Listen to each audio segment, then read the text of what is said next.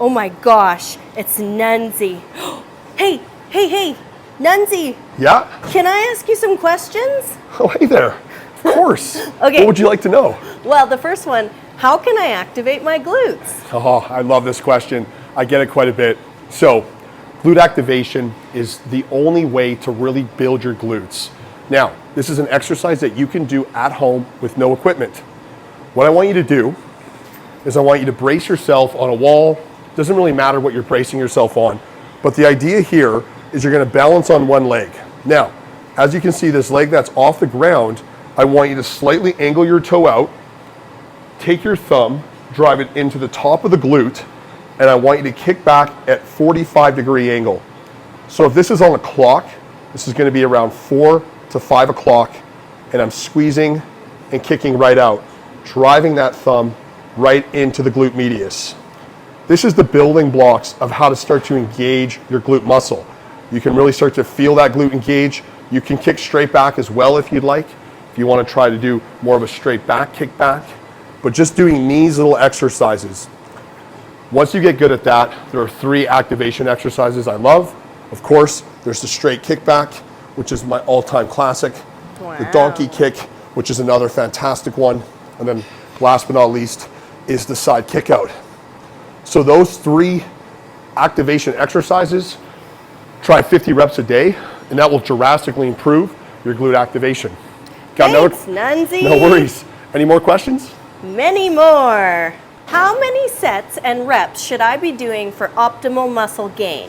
That's another great question. So this is a bit of subjective when it comes down to the individual. I have always been on the side of the fence of higher reps. I like to train more in a higher volume. So we're looking anywhere from 3 all the way up to 6 sets. 3 to 6 sets is a really nice sort of range of sets. Rep ranges being from 15 to 25. That's a lot. Yes.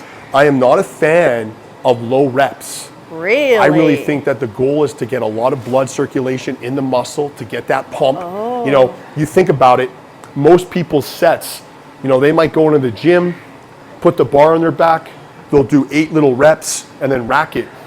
Science says that you need 40 seconds of time under tension to elicit hypertrophy. So with this understanding, to hit a 40-second set with, let's say, 5 reps, we're not going to get that. So when you go on the lower rep range, it's going to be a lot more impact on the body. I like to train for longevity. That's why I've always said I like anywhere from 3 to 6 sets, 15 to 25 reps for optimal muscle growth. And trust me, you'll feel it, get the gnarly pump. You got to try that one out. Next question. Wow. Hey, Nunzi. Yeah, what's going on? Another question? Yeah. Oh. How can I train my inner thighs? Inner thigh time, anyone? Oh, yeah. Inner thighs are a little bit tricky to train, and they're very weak on most individuals. That's why most people have sore lower backs or sore knees because of the weak adductor muscle. Now, one of my favorite exercises to do is actually an elevated side lunge. This is where I'm going to put my foot up on the bench, and I'm going to drive my leg down to engage this inner thigh while performing a lunge. This is a fantastic exercise you can do to really improve the strength of the inner thigh. Another one you can do at home, of course, most people back in the 80s or 70s, I don't even know. This is a Jane Fonda technique here. Jane Fonda, Jane it must Fonda. be the 80s. Yes, of course, let's go. I wasn't alive then, but anyway, it's great exercise. So we're keeping our chest up and you're raising your leg. You see how barely I can raise my leg? Oh, but this is gonna really engage that inner thigh. Whoa. It's an absolutely fantastic exercise. And of course, this is a funky one. A lot of people kind of look at me when I do this one. Let me give this, you know, these. So this is where you could raise a cable stack and you would actually put your foot up here. What? Yeah, I know, right? And then you could squeeze down. Oh. Squeeze down, you seeing that? So that's another great inner thigh exercise. Awesome. But definitely, and of course if your gym does have an adduction machine, that's the one where you essentially close in. It's another great way to train the inner thigh. Thank you. Hey, Nunzi. Are you back again? It's me. Okay, couple more questions. Okay. Which stance is better, sumo or shoulder width? That's a great question. When it comes to squatting and deadlifting, there essentially are 3 different stances. I'm going to illustrate the benefits of all of them. Now, first of all, if glutes are the focus, which most of us are, you always want to take more of a wider sumo stance. So this is when the feet are out wide, toes are angled out at 45 degrees. This is going to really be an incredible stance to work the majority of the glute muscle. The big key in all of your squat stances, by the way, though, is you're never letting your knees cave in. Okay, so no. Now, if I decide to take more of a shoulder width with my toes pointed forward, this is going to be more focused on the quads, this is a great power squat stance. If I want to really rack the weight up, this is going to be a good stance for that. Of course, if I can go closer in, this is going to be very quad focused. I can turn the feet out actually while having my feet together. Ooh. And this is called a ballerina. And I quite actually like this for the glutes as well. Yay. So the question becomes more of the angle of the foot.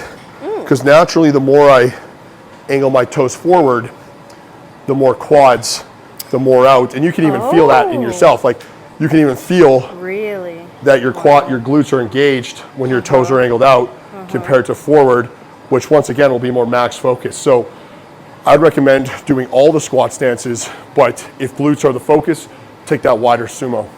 Thank you. Hey, Nunzi. Are you back again? Another question, yes. One more.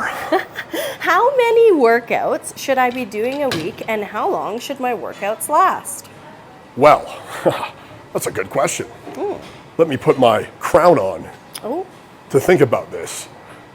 All hail the booty king. Your Manchester. Okay, so real talk, twice a week. I'm a huge believer. Oh, you're serious about the crown. I'm serious about the crown. All right. When you want to hit muscles twice a week. If it's chest, if it's glutes, if it's back, it doesn't really matter. Twice a week. Twice a week. Okay. You want to give your muscles 72 hours in between a workout to recover. So that is science. Science says 48. But I just think that an extra day of recovery is beneficial. Okay. I have trained my glutes 3 times a week, which is a little heavy because you need that recovery time. You really, really do. And then if you go once a week, I just think it's just not enough. It's just not enough. It's just not enough. Once a week, I think, is considered maintenance. It's well, once a week is more if you're really into, let's say, powerlifting and strength is a huge goal for you. A lot of power lifters will hit their deadlifts once a week, or something like that. But the objective is different, right? So in terms of the length of time, this is kind of a question that I actually haven't loved because I always fire back, how hard are you working? You can get so much done in 20 minutes. Like you think about it, it's the intensity of the workout. I do feel though that most workouts should be around an hour.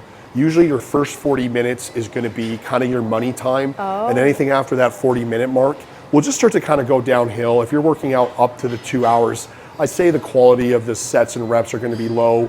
And, so I like around a 45 to 60 minute session. Try that out. Wow, thank you. Excuse me. Sorry, me again. Where's your mother?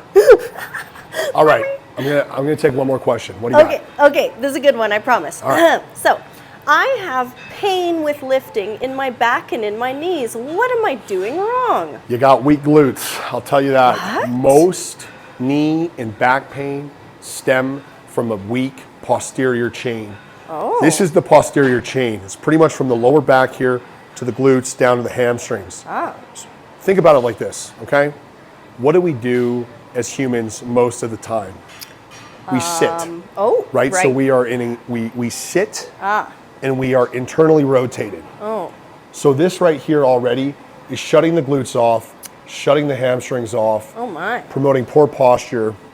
And the other thing to note is that we walk in forward. So we're constantly going forward. So when you think about it, through life, when we're constantly going in this motion, the quads are going to put a lot of pressure on the knees. So to alleviate a lot of this back and knee pain is going to come from core and posterior strength. So right away, doing things like planking. Planking will improve your back pain immensely, learning how to really engage that transverse abdominis, which supports the lower back. Oh. And of course, a glute bridge, which is sort of the building blocks of building up the glutes and the hamstrings. Now, just those two exercises alone, you'll notice after doing these for a little bit, your knee and your back pain will start to alleviate. Wow. Everything comes from that core engagement. If you have a sore back, chances are you're not engaging your core. If you have sore knees, chances are you have really overdeveloped quads. So by focusing on improving your glutes and your hamstring and your core strength, you'll notice not only your posture improve, that pain will alleviate quite a bit. So definitely recommend hitting that up, okay? Thanks, Nunzi. Get out of here. Cookie bite. Okay, I know I said it was the last one, but just one more. Yeah? Hi. No way. Come Sorry. on. So the final question. All right. I really would like to reduce my cellulite. How long will it take? Okay, so first of all, it's a great question, and I don't mind giving you the last answer. Oh. You cannot spot reduce. So if you have a particular area of the body, let's say maybe you hold weight in your tummy or in your face or your arms. I've had, as you just asked me, cellulite. You know, most women have it around their legs or whatever. You can't spot reduce, right? So you can't just take a magic wand and be like, gone, gone. I can't just do a million crunches and work off my stomach fat. Body fat, you have to lessen it, you have to reduce your body fat. And It's how do you do a body that? fat reduction. Well, I mean, that's a long question. And I don't know if we have any more time for that because I need a protein shake. But basically, Wait, you could do it by drinking lots of protein shakes. protein is a great way. Being in a caloric deficit, having an active lifestyle, being very consistent with it. Most people just don't do it long enough, you know?